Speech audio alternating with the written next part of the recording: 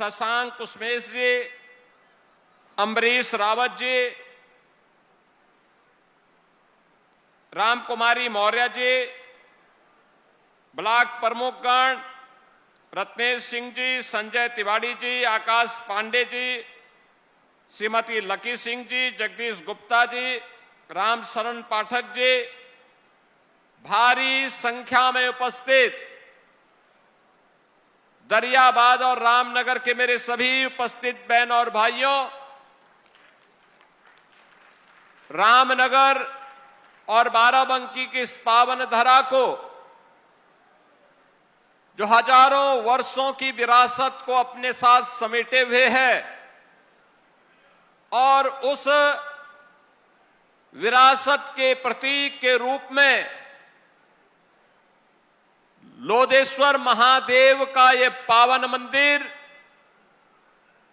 पारिजात का महाभारत कालीन अक्षय वट के रूप में पारिजात का वह वृक्ष, इसके साथ ही कुलेश्वर महादेव मंदिर, इन सभी स्मृतियों को हमारे साथ सजे हुए बाराबंकी की इस पावन धरा को, जिसे अभिसिंचित करती है मां सरयू और आदि गंगा के रूप में विख्यात गोमती नदी, इस पावन धरा को मैं कोटि कोटि नमन करते हुए आप सभी का अभिनंदन करता हूं।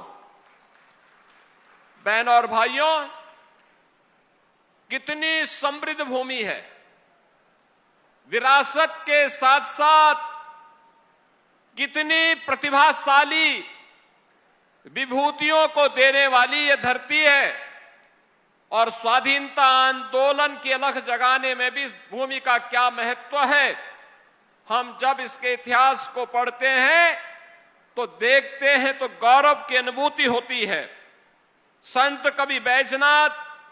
संत कवि चतुर्भुज दास, संत कवि जगजीवन दास के साथ ही रविदत्त मिश्र, श्री शंकर दयाल अवस्थी, पंडित महेश दत्त शुक्ल,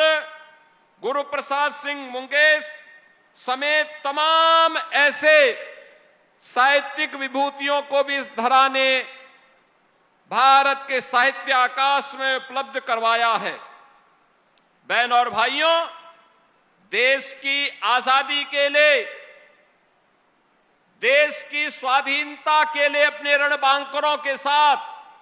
बलिदान हुए राजा बलभद्र सिंह चहलारी की ये पावन धरा हमें सदैव राष्ट्र भक्ति के लिए, अपनी भारत माता के प्रति समर्पण का भाव पैदा करती है। तो यहां के युवाओं की प्रतिभा, कभी केडी सिंह बाबू की हॉकी के एक प्रतिभाशाली खिलाड़ी के रूप में उन्होंने उस टीम का प्रतिनिधित्व किया जिसने भारत को मेडल दिलाने का काम किया था। ओलंपिक में भारत के नेतृत्व की टीम को आगे बढ़ाने में योगदान दिया था। वह भी बाराबंकी की ही धरा में पैदा हुए थे। यही नहीं, फ्लाइट लेफ्टिनेंट शंकर दयाल वाजपेयी, वायुसेना के एक वीर ने फ्लाइट लेफ्टिनेंट के रूप में उन्होंने अपनी सेवा देकर के अपने आप को बलिदान किया था देश की सीमाओं की सुरक्षा करने के लिए। आज मुझे ऐसी पावन धरा को नमन करने और यहां पर हमारे पदाधिकारी और जनप्रतिनिधियों के प्रयास से जो विकास की परियोजनाएं स्वीकृत हुई हैं, ऐसे लगभग 550 करोड़ रुपए की परियोजनाओं के लोकार्पण और शिलान्यास करने का सौभाग्य प्राप्त हो रहा है। मैं इसके लिए आप सभी को हृदय से बधाई देते हुए और दर्शकों, देश और दुनिया की तमाम बड़ी खबरों को लगातार ट्रैक कर वक्त के ब्रेक का जल्द लौट रहे हैं।